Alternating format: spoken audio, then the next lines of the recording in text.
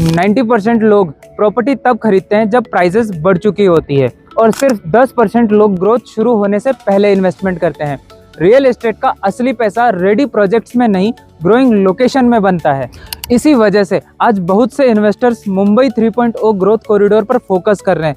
रियासत मोंटेरा एक plant and plotted township है जहां फ्यूचर कनेक्टिविटीज, एक्सप्रेसवेज एक्सेस और डेवलपिंग इंफ्रास्ट्रक्चर इस लॉन्ग टर्म पर्सपेक्टिव से अट्रैक्टिव बनाते हैं। जब किसी लोकेशन के आसपास एयरपोर्ट, हाईवेज, रेलवे कनेक्टिविटी और एम्प्लॉयमेंट हब्स डेवलप होते हैं तो डिमांड बढ़ने की संभावनाएं भी बढ़ जाती हैं।